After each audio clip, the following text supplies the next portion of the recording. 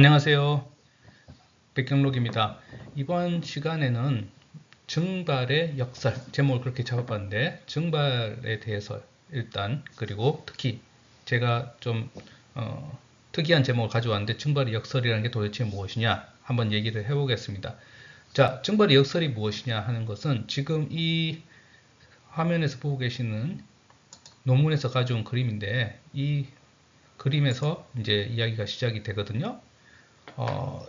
1995년에 쓴 굉장히 유명한 논문인데 미국에 있는 수백 개의 지점 그리고 이게 구소련입니다. 소련에 있는 또 수백 개의 지점에 대해서 증발량을 측정한 것을 쭉 시간에 따라 어떻게 변했는지 1940년대부터 90년대까지 한번 그려봤어요. 이 논문에서 그랬더니 보시면 전체적으로 추세가 있습니다. 좀 떨어지고 있습니다. 대체로. 자, 이게 그런데 아주 이상합니다. 왜냐하면 기후변화 우리 얘기를 하고 있잖아요. 우리 모두 얘기하는 것이 지구가 따뜻해지고 있다. 온난화. 그러면 상식적으로 지구가 따뜻해지면 증발은 어떻게 될까요? 좀 많이 증발되는 게 상식에 부합하잖아요. 그런데 지구는 따뜻해지고 있다는데 증발은 줄고 있다. 그래서 역설이다. 그래서 이것이 증발의 역설입니다. 자, 이게 이분들의 95년 논문에만 나온 게 아니고 요건 이제 2004년에 중국에 대해서 해본 건데 뭐 마찬가지로 또 줄고 있어요. 중국의 모든 지점에 대해서도. 그래서 evaporation paradox, 증발의 역설이다. 지구는 따뜻해지는데 증발은 준다. 이상하다. 자, 이런 제목을 이제 붙였죠. 자, 여기에 이제 어느 정도 여러분들에게 호기심을 가져오기를 기대하면서 이 얘기에 본격적으로 들어가기 전에 제가 증발을 그럼 왜 공부해야 되는지 그 중요성에 대해서 한번 먼저 얘기하고 들어가도록 하겠습니다. 증발을 공부하는 것은 굉장히 중요합니다. 자, 이거 제가 A7에서 보여드렸던 슬라이드를 다시 가져왔는데요. 그때 우리가 간단한 강우에서 유출까지 가는 과정을 보면 강우에서 강수라고 봐도 되고요. 각종 손실을 이제 제외하고 나서 나머지가 순수히 하천에 이바지하는 물량이다. 이렇게 우리가 얘기를 했었는데 손실의 구성을 보시면 증발산, 차단, 뭐 지표면 저류, 그리고 침투 이런 것들이 있다고 했습니다. 근데 제가 그때 말씀을 드렸는데 이 손실이 여러 종류가 있는데 어느 것이 더 중요하냐 하는 것은 시간 규모에 따라서 큰 차이가 있다고 말씀드렸어요. 예를 들어 한번 비가 확 오고 그에 따른 유출을 뽑아내는 즉 스톰 이벤트에 대해서는 이 침투가 중요합니다. 그죠? 사실 이것에 대해서 우리는 지난번에 7강 A7에서 주로 다루었어요. 그래서 그때는 증발산, 이바포트랜스피레이션은 거의 무시해도 된다고 했습니다. 왜냐하면 비가 오는 동안은 대기가 포화되어 있기 때문에 어차피 증발이 좋은 조건도 아니고 어차피 증발이라는 것은 굉장히 천천히 일어나기 때문에 시간도 그렇게 길지 않거든요. 그래서 무시해도 뭐 무방하다 이렇게 말씀드렸습니다. 자, 그런데 이제 시간 규모를 하나의 비가 오고 강우 사상에 대해서 이제 보는 게 아니라 아주 길게 보자 이거예요. 한 1년 또는 2년 길게 보면 비가 매일 오지는 않죠. 비가 온 날도 있겠지만 비가 안 온 날이 훨씬 더 많아요. 자, 뉴욕에 대해서 전체적으로 이런 사이클을 놓고 봤을 때는 이제 정반대로 사실 정반대로 증발산이 중요합니다. 인필트레이션은 어떻게 됩니까? 중요하지 않아요. 인필트레이션이 된 물은 대부분 땅 속으로 들어갔다가 어떻게든 다시 하천수로 나올 수 있습니다.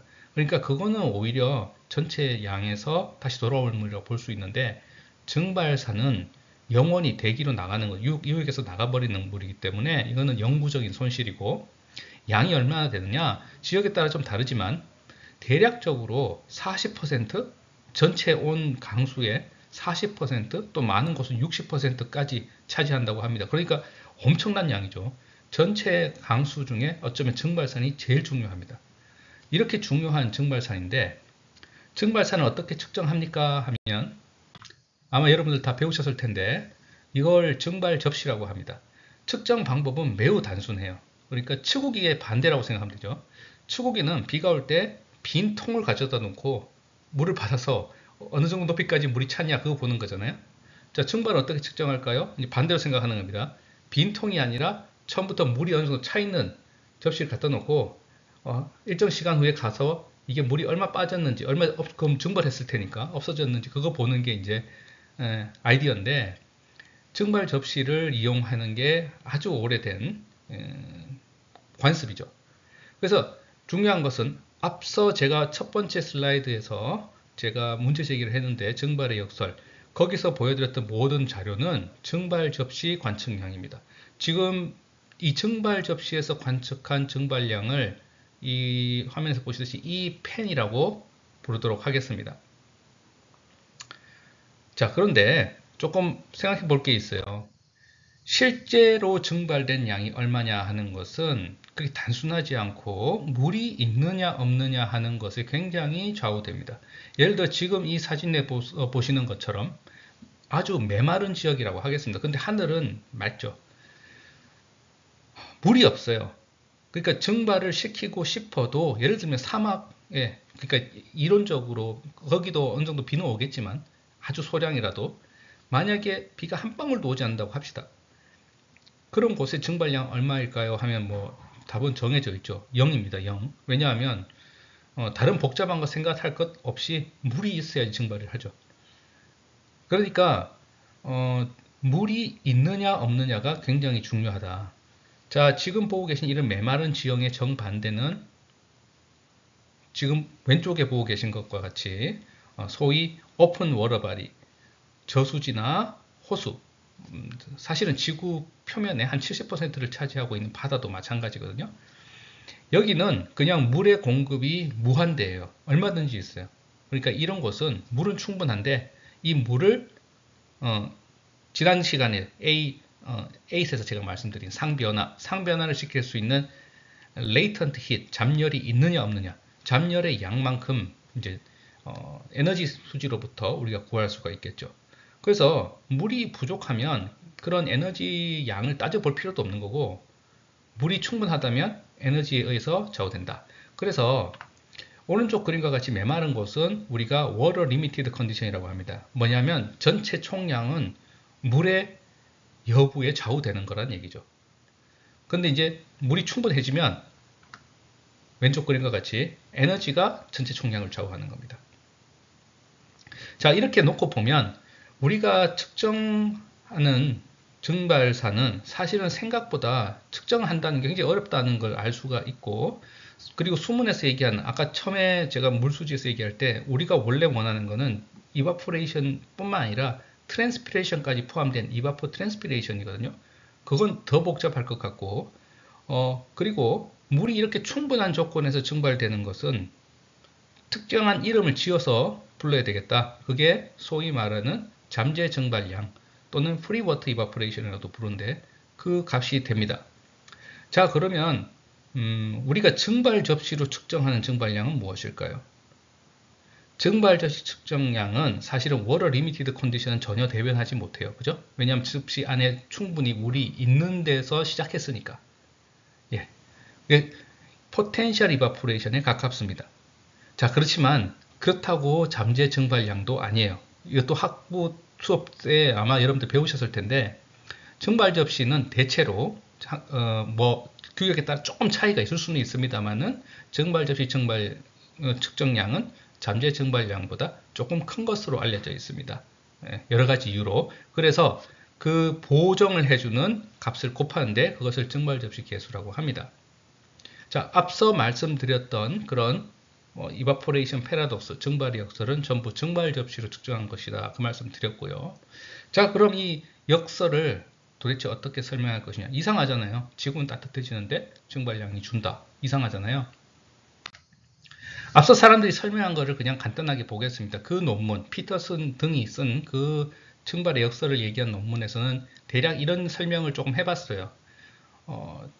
이제 약간 기후변화 얘기가 나오는데 우리는 기후가 변한다는 것을 온난화하고 동일시하는 경향이 있습니다. 일부. 그렇지만 그렇지 않고요. 기후가 변한다는 것은 뭐 온도가 변할 수도 있지만 그렇죠? 그렇지만 다른 거 예를 들면 습도 아니면 지금 얘기하고 있는 증발 또는 풍속 아니면 강수 여러 가지 것들이 변할 수가 있어요. 그 중에 하나가 이제 지구가 따뜻해진다는 것이고, 그런 패턴들이 여러 가지 알려진 것이 있는데, 그 중에 하나가, 클라우드 커버, 즉, 지구 표면을 덮고 있는 구름 양이 많아진다 하는 연구들이 있습니다.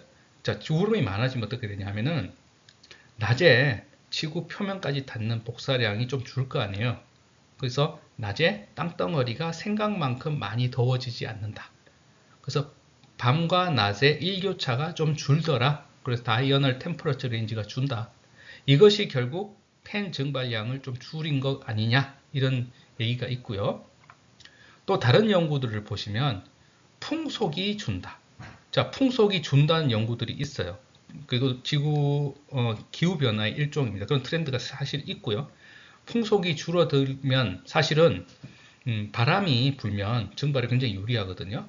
왜냐하면 증발 표면에 수분을 바로바로 이송시켜서 그 다음 증발이 일어날 수 있게 하기 때문에, 여러분들 배우셨겠지만 공기 동력학적 방법들에 따르면 증발량 산정할 때 풍속하고 관련이 있습니다.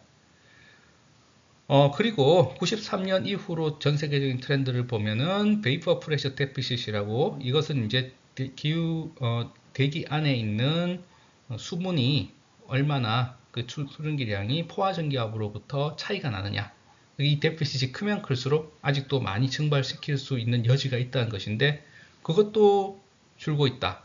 뭐 이런 얘기를 하기도 합니다. 그래서 그것 때문에 팬 증발량이 줄었겠지 하는 얘기들도 있고요.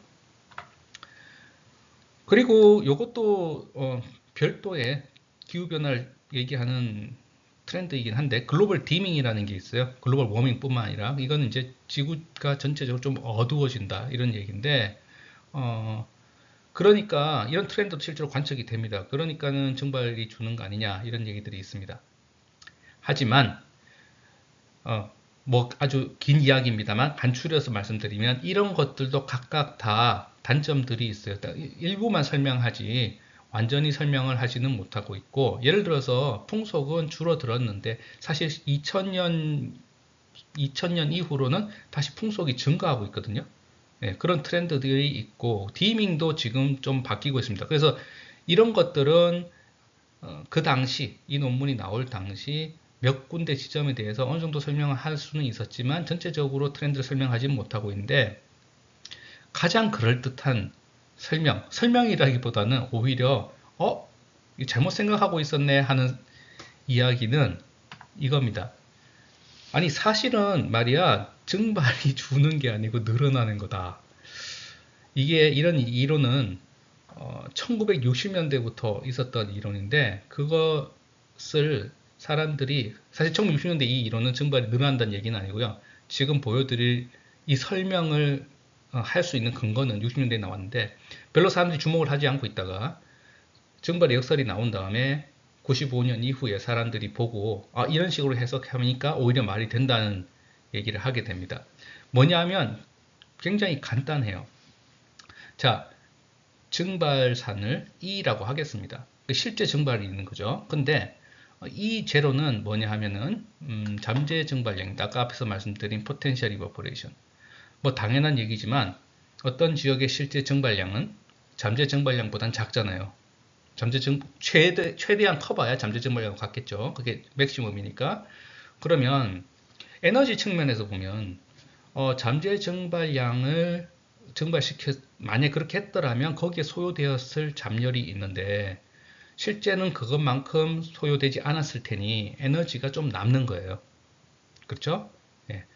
에너지 수지는 항상 만족시켜야 되는데, R이란 레디에이션이 들어오면은 G 더하기 H 더하기 L로 나눠진다고 했고, 에너지 보존 법칙에 의해서 L이 그만큼 이 제로를 이제 잠열이 이 제로를 만들 만큼에 비해서 쓰지 않았다. 그러면 남는 만큼의 에너지가 뭐가 됐을까? 현열이 됐을 가능성이 큰 거죠, 대부분. 그럼 현열이 됐을 텐데, 그 현열만큼을, 사실은 이 식은 간단하게 표현하는 건데, 이 E는 그러니까 증발의 단위입니다.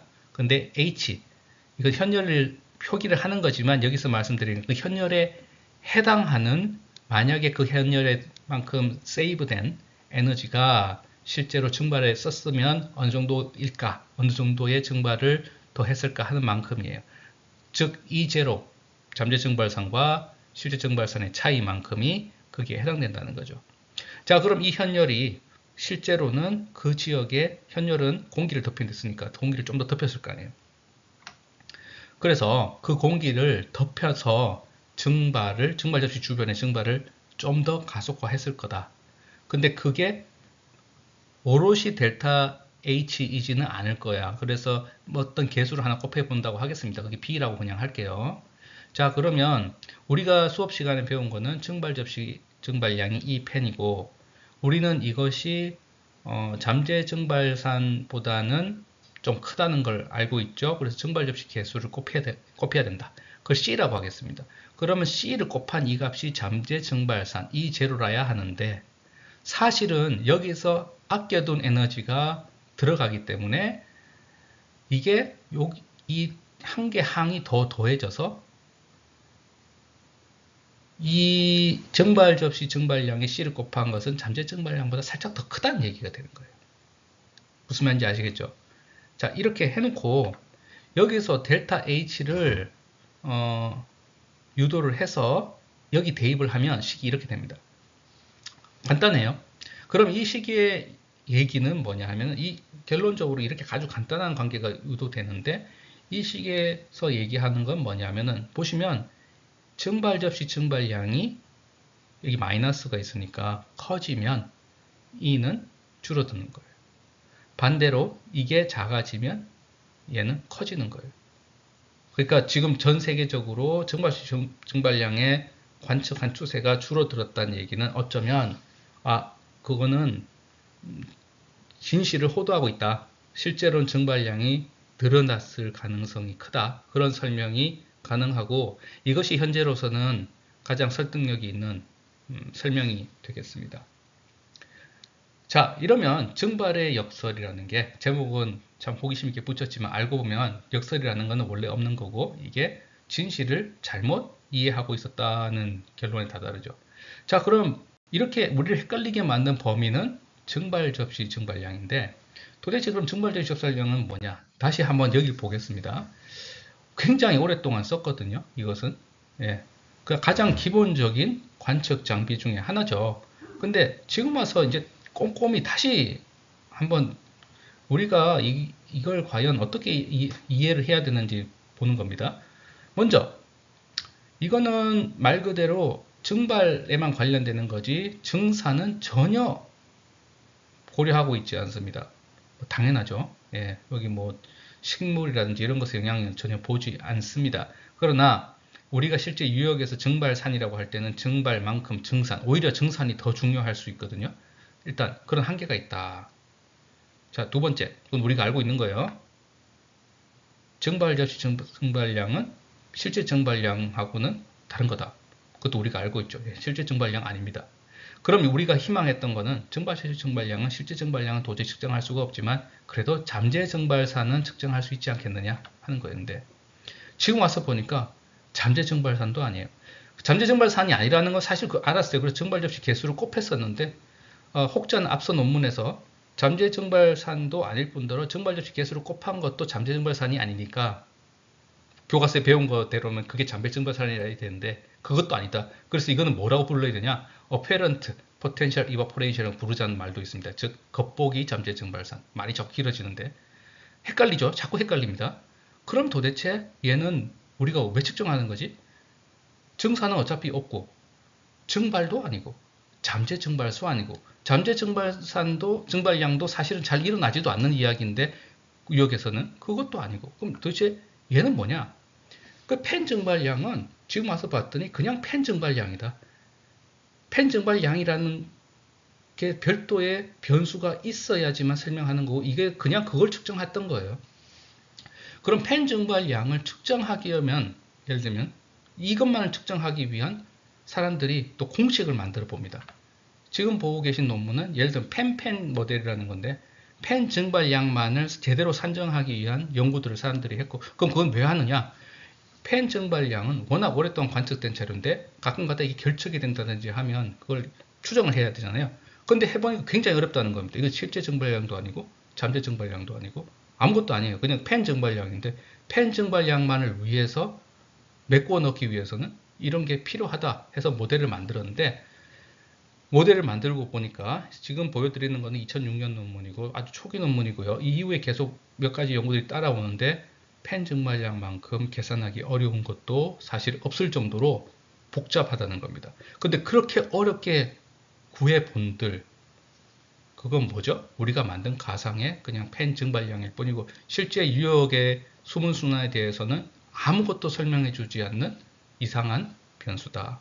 그래서 이제는 펜 증발량을 안 써도 되지 않을까? 오히려 이걸 버릴 때가 되지 않았나? 이런 생각들을 이제 하게 됩니다. 자, 조금 요약해 보겠습니다. 수문 순환에서 장기 강우 유출에서는 증발산이 수문 요소 중에서 단연코 가장 중요한 요소다. 양 측면에서 40에서 60% 정도의 강수량을 차지한다. 그 말씀을 꼭 드리고 싶습니다. 굉장히 중요해요. 선행 연구에서 펜 증발량을 봤더니 전체적으로 줄고 있어요. 지구는 따뜻해지는데 이게 줄고 있으니까 이상하다 해서 이버포레이션 패러독스라는 말들을 사람들이 만들어냈습니다. 근데 사실 알고 보니까 이 파라독스는 실제 증발량은 커진다는 것을 의미해 주는 것밖에 없어요. 그래서 실제 증발량은 아마도 커졌을 겁니다. 자, 그러고 나서 보니까 이렇게 우리를 헷갈리게 만드는 녀석은 펜 증발량인데 이건 정말 이제 계륵이다. 말 그대로 버리기는 아까운데 쓸 때는 별로 없는. 자, 그러면 어떻게 되느냐?